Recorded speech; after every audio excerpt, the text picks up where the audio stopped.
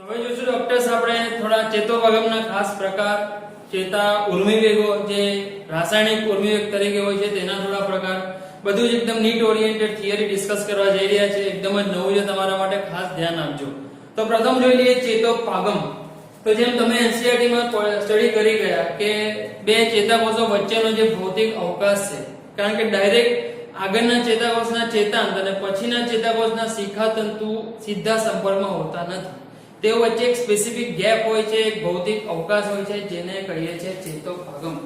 તો ચેતોપાગમની જે થિયરી છે, જે સમજૂતી છે, જે પ્રસ્તાવના છે, કોણ લઈને આવ્યો તેવો એક સાયન્ટિસ્ટનો ડેટા છે આપણી પાસે બેટા, ચાર્લ્સ શેરિંગ્ટન. તો સૌપ્રથમ ચેતોપાગમની વિસ્તારપૂર્વક માહિતી કોઈ વૈજ્ઞાનિક દ્વારા જો અપાઈ હોય તો તે હતા ચાર્લ્સ શેરિંગ્ટન. આ સિવાય તેમણે ઘણો બધો અભ્યાસ પણ કર્યો ચેતોપાગમની લંબાઈ પર, તે કઈ કઈ રચનાઓનો બનેલો છે તેના પર. તો તેના દ્વારા ડેટા જરા તમારી સામે રજૂ કરી રહ્યો છું. તો એક લાક્ષણિક ચેતોપાગમની લંબાઈ 200 એંગસ્ટ્રોમ હોય છે, 200 એંગસ્ટ્રોમ જેટલી. અને એક ચેતોપાગમ રચાવવા માટે જે જવાબદાર ઘટકો છે તેમાં આપણે લઈ શકીએ 3 ઘટક. પૂર્વ ચેતોપાગમીય કલા, જે આગળના ચેતાકોષના ચેતાંતનું ચેતાકોષ પટલ હશે. વચ્ચે આવતી ચેતોપાગમીય ખાંચ, જે ખાલી વિસ્તાર છે, જે ગુહાનો વિસ્તાર છે, તે ચેતોપાગમીય ખાંચ કહેવાય. અને પછીના જે ચેતાકોષ છે, તે ચેતાકોષનું કોષરસ પટલ, જેને કહેવાય છે પશ્ચ ચેતોપાગમીય કલા. ત્રણ વિસ્તારને અથવા સ્તરને, રચનાને ધ્યાનમાં લઈને લાક્ષણિક ચેતોપાગમ રચી શકાય ને તે ચેતોપાગમના લેવલ પર ઉર્મિવેગના વહનને સમજી શકાય. હવે અહીંયા જે એક્સ્ટ્રા થિયરી બેટા આપણે લેવાની છે કે ચેતોપાગમના પ્રકાર કયા કયા. જેમ આપણે જાણીએ છીએ બસ માત્ર એવો જ એક પ્રકાર નથી. ઘણીવાર તેમાં ચેતાકોષોની કંઈક એ રીતે ગોઠવણી થઈ હોય ને તેના બેઝ પર તે ચેતોપાગમના અલગ અલગ પ્રકાર વર્ણવી શકીએ. તો એવા 3 પ્રકાર છે આપણે લઈશું. એક છે એક્ઝોડેન્ડ્રિક, બીજું આવશે એક્ઝોસોમેટિક અને હજુ એક ત્રીજું છે એક્ઝોએક્ઝોનિક. બહુ સિમ્પલ છે બેટા, ખાલી એનું ગુજરાતી ટ્રાન્સલેશન કરવા ટ્રાય કરો, તમને આન્સર મળી જશે.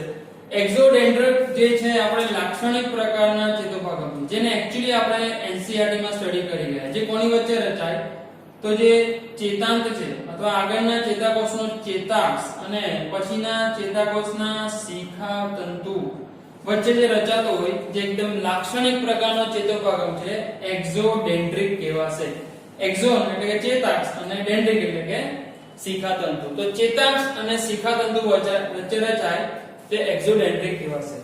એક્ઝોસોમેટિક બેટા શું છે? આ તમારા માટે નવા બે પ્રકાર, જે બહુ ટિપિકલી જોવા મળતા નથી, પરંતુ તેની પણ હાજરી એક જટિલ કક્ષાના પ્રાણીઓના ચેતાતંત્રમાં જોઈ શકાય છે. આથી એને અહીંયા નીટ પોઈન્ટ ઓફ વ્યૂ આપણે વર્ણવી રહ્યા છે. તો એક અન્ય પ્રકાર એક્ઝોસોમેટિક છે. એક્ઝો આપણે જાણીએ જ છે, તે છે શું? તો ચેતાક્ષ, અથવા તો લખી શકીએ આપણે ચેતાંત. તો ચેતાક્ષ અને ચેતાકોષકાય. તો એક્ચ્યુઅલી જે ચેતાકોષકાય, જેની પાસેનો પ્રબળ શિખાતંતુ હતો, જો તેની સાથે ન જોડાઈને સીધું તે ચેતાકોષકાય સાથે સંપર્ક બનાવે, એસોસિએશન બનાવે, ત્યાં જે ચેતોપાગમ રચાય તેને કહેવાશે એક્ઝોસોમેટિક. જે ચેતાક્ષ અને ચેતાકોષકાય, જેને આપણે સાયટોન બોડી પણ કહીએ છીએ, તે બેની વચ્ચે રચાય.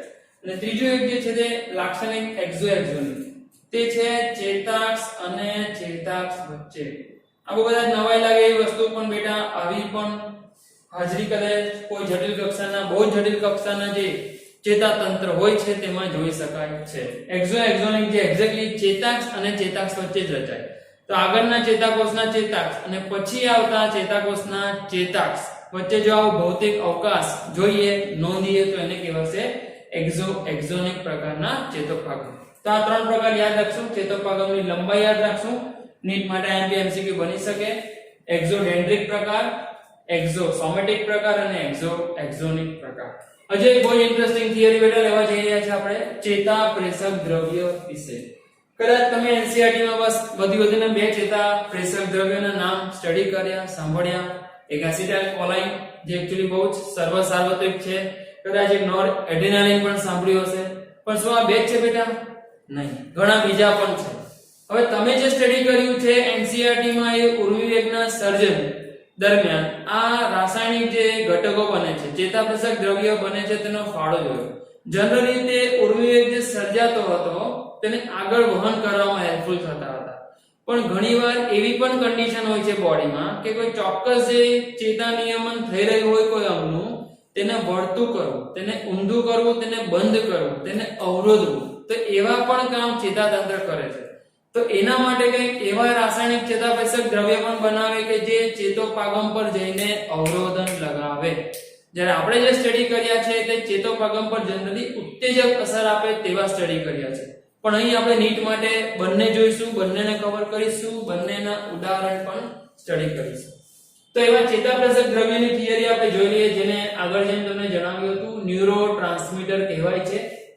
એન્ટી શોર્ટ ફોર્મમાં લખીને આગળ જઈશું ચેપ્ટરમાં.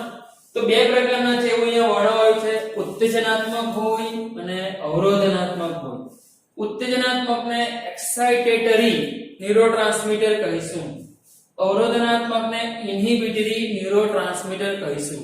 જેમ તમને વાત કરી કે ચેતોપાગમ પર જઈને આવેગને ઉત્તેજિત કરે તેવા ચેતાપ્રેષક દ્રવ્યને ઉત્તેજનાત્મક કહેવાશે, અને આગળ જે વધી રહેલો આવેગ છે, ચેતા ઉર્મી વેગ છે, તેને અવરોધે તેને કહેવાશે અવરોધનાત્મક પ્રકારના ચોક્કસ ચેતાપ્રેષક દ્રવ્ય.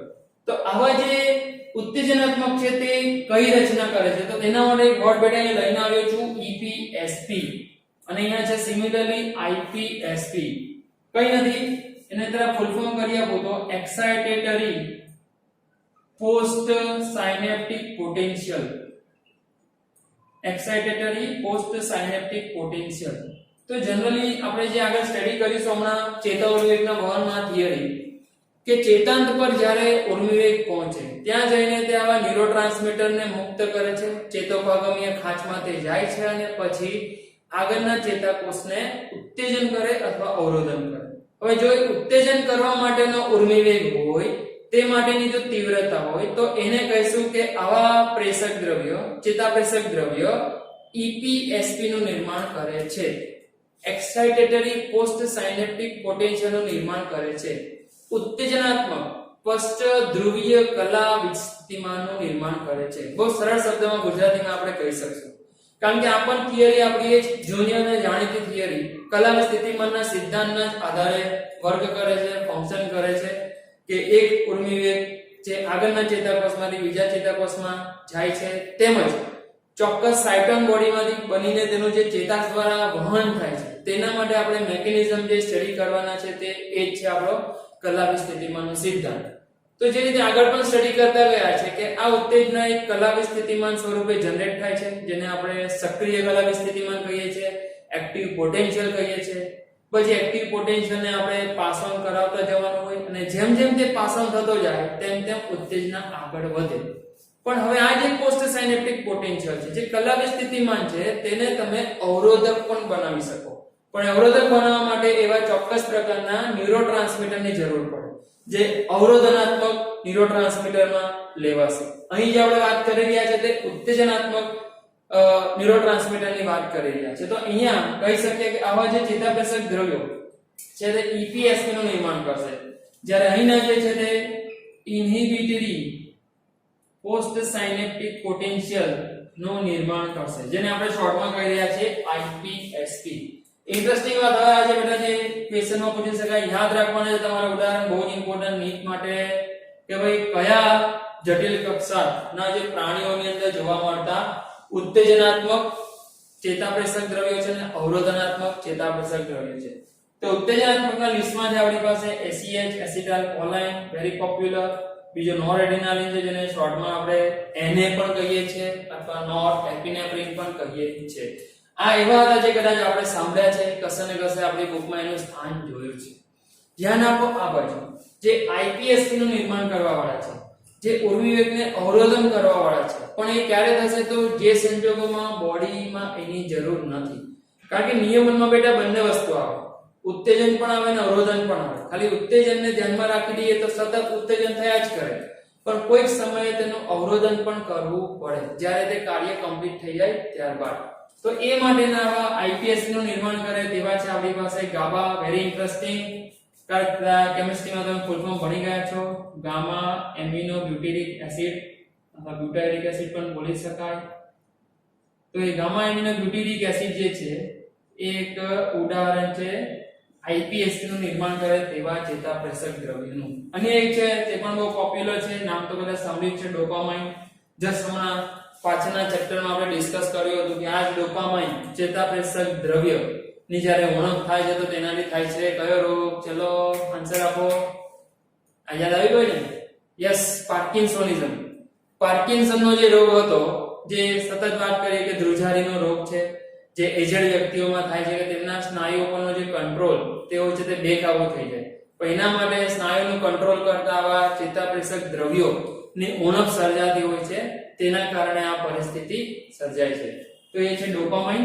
અને જે ગાબા પણ છે, જે પણ તમારે અવરોધનાત્મક ન્યુરોટ્રાન્સમીટર તરીકે યાદ રાખીશું, જેનો પણ એક બહુ ઇન્ટરેસ્ટિંગ રોગ છે આપણી પાસે. આ ચેપ્ટરમાં વાત કદાચ નીકળી હતી. એ ગાબાની ઉણપથી થાય છે હન્ટિંગ્ટનનો રોગ. તો આ બંને જ સ્નાયુઓની નબળાઈ સાથે સંકળાયેલા રોગ છે. પણ સ્નાયુઓની નબળાઈ છે તો તમે એવું કહે કે ભાઈ કંકાલ તંત્રમાં લઈએ, પણ સ્નાયુઓનું નિયમન કોણ કરે બેટા? ચેતાતંત્ર. તો ચેતાતંત્રમાંથી જો પૂરતી માત્રામાં આવા ન્યુરોટ્રાન્સમીટર નહીં પહોંચે તો સ્વાભાવિક છે સ્નાયુ ઉત્તેજાય નહીં, તો સ્નાયુના સંકોચન ક્ષેત્રને ડિસ્ટર્બ થઈ જાય. એટલે કમ્પેરેટિવલી તમે એને બંને તંત્રના રોગો તરીકે લઈ શકો, એમાં કોઈ પ્રોબ્લેમ છે નહીં. તો અગેન રિપીટ કરું છું, યાદ રાખી શકશો. ડોપામાઇનની ઉણપથી થાય છે પાર્કિન્સનનો રોગ, અને ગાબાની ઉણપથી આપણે સ્ટડી કર્યો હતો હન્ટિંગ્ટનનો રોગ. રાઈટ? તો આ હતા ચેતાપ્રેષક દ્રવ્યો. જોઈશું હવે ઉર્મિવેગના પ્રકાર, જેની પણ એક નાની થિયરી તમે બુકમાં સ્ટડી કરી ગયા છો, થોડું ડિટેલમાં લઈ જાઉં છું તમને. તો ઉર્મિવેગ બેઝિકલી બે પ્રકારના જોઈ શકીએ છીએ, જટિલ કક્ષાના પ્રાણીઓ અને સરળ કક્ષાના પ્રાણીઓની જો કમ્પેરિઝન કરીએ તો વિદ્યુતકીય હોય જે એક્ચ્યુઅલી ઇલેક્ટ્રોનિક સ્વરૂપે આગળ વધતો હોય, વિદ્યુતકીય સ્વરૂપે, અને રાસાયણિક હોય છે જે એન્ટી સ્વરૂપે આગળ વધતો હોય અથવા રાસાયણિક સ્વરૂપે ઉત્તેજના દર્શાવતો હોય. તો વિદ્યુતકીય જે હોય છે તે જેમ તમે જાણો છો કે નીચલી કક્ષાના અપૃષ્ઠવંશી પ્રાણીઓમાં જોવા મળે માત્ર, જ્યારે ઉચ્ચ કક્ષાના જે પૃષ્ઠવંશી પ્રાણીઓ છે તેમાં રાસાયણિક પ્રકારના ચેતાપ્રેષક દ્રવ્યો છે તેના દ્વારા ચેતા નિયમન ઉર્મિવેગનું વહન થતું જોવા મળે છે. અને રાસાયણિક જે પ્રકારના ઉર્મિવેગ છે તે બેઝિકલી ઉચ્ચ કક્ષાના પૃષ્ઠવંશી પ્રાણીઓમાં જોવા મળે, અને વિદ્યુતકીય જે છે જે ઇલેક્ટ્રોનિક સ્વરૂપે ઉત્પન્ન થાય છે તે અપૃષ્ઠવંશી પ્રાણીઓમાં જોવા મળે. આ કદાચ આપણને ખબર હતું. હવે એનું બીજું જે વધારે વર્ણન આપણે કવર કરવાનું છે, આ 3 પોઈન્ટ્સ પર ધ્યાન આપવાનું છે કે ખાલી ઉર્મિવેગ તમે કહો છો ઇલેક્ટ્રોનિક સ્વરૂપે ડેવલપ થાય તો બાકીની જે ચેતાકોષોની ગોઠવણી છે, એની જે રચના છે તો એ પણ એકદમ સરળ હશે, બંનેમાં સિમિલર હશે, તો એવું નથી બેટા. એમાં જે ડિફરન્સ અહીંયા જોઈ લો, તો જ્યારે વિદ્યુતકીય રીતે સ્વરૂપે થતો હોય પસાર તો એ બહુ જ ઝડપી હોય. તો વિદ્યુતકીય ઉર્મિવેગનો વહન દર ઝડપી હોય છે, જ્યારે રાસાયણિક ઉર્મિવેગ જે હોય છે તેનો વહન દર ધીમો હોય છે. ઝડપી હોવાને કારણે તે ફટાફટ એક કોષમાંથી બીજા કોષમાં પાસ ઓન થઈ જાય. ચેતોપાગમને ખાસ પર એટલો સમય નથી વિતાવવો પડતો, બીકોઝ ત્યાં જ્યારે આપણે જોઈએ તો ચેતોપાગમની લંબાઈ, ચેતોપાગમીય ખાંચનો વિસ્તાર બહુ જ ટૂંકો હોય છે, નાનો હોય છે. તો ચેતોપાગમની લંબાઈ નાની જોવા મળે છે. સાઈઝનો ડેટા પણ છે આપણી પાસે, તે કરીબ 0.2 મિલીમીટર જોવા મળે. જ્યારે જટિલ કક્ષાના પ્રાણીઓમાં રાસાયણિક સ્વરૂપે ઉર્મિવેગ થતો હોવાને કારણે રાસાયણિક ન્યુરોટ્રાન્સમીટર આવતા હોય, ને રાસાયણિક ન્યુરોટ્રાન્સમીટર આગળ તેના ચોક્કસ રિસેપ્ટર સાથે જોડાવવું પડે, અને તે રિસેપ્ટર અને આ પ્રેષક દ્રવ્યનું જોડાણ થાય પછી તે ઉત્તેજના આગળના ચેતાકોષને પ્રાપ્ત થાય. તો એ હિસાબે ત્યાં કમ્પેરેટિવલી થોડો સમય વધારે લાગવાનો છે. તો એ હિસાબે સરળતાથી ચેતાપ્રેષક દ્રવ્ય અને રિસેપ્ટર વચ્ચે આંતરક્રિયા થાય તે માટે ચેતોપાગમીય ખાંચનો વિસ્તાર પણ થોડો મોટો રાખવાનો છે, લાંબો રાખવાનો છે. અને આથી ત્યાં જે આપણને લાક્ષણિક ચેતોપાગમની લંબાઈ જોવા મળે છે તે મોર ધેન 20 નેનોમીટર જોઈ શકશો બેટા. તો વિદ્યુતકીયમાં ચેતોપાગમ ટૂંકો હોય, જ્યારે રાસાયણિકમાં ચેતોપાગમની લંબાઈ વધુ હોય છે. અહીં આપણે વાત કર્યા છે તે ઇલેક્ટ્રોન સ્વરૂપે હોય છે. આથી ચેતો જે પાગમની અંદરથી ઇલેક્ટ્રોન જ એસ સચ પાસ થઈ જાય, કોઈ પ્રકારના રાસાયણિક ચેતાપ્રેષક દ્રવ્યો સંભળાતા નથી. જ્યારે રાસાયણિક ઉર્મિવેગમાં આવા જ ચોક્કસ રાસાયણિક પ્રકારના ચેતાપ્રેષક દ્રવ્યો સંભળાય છે, અને આથી જ તો એને આપણે રાસાયણિક ઉર્મિવેગ કહીએ છીએ. તો આ બે પ્રકારના ઉર્મિવેગ જે ઓલ ઓવર આઈ થિંક બધી જ કક્ષાના પ્રાણીઓને, અલગ અલગ સ્તરીય આયોજન ધરાવતા પ્રાણીઓને ધ્યાનમાં રાખીને વર્ણવ્યા છે.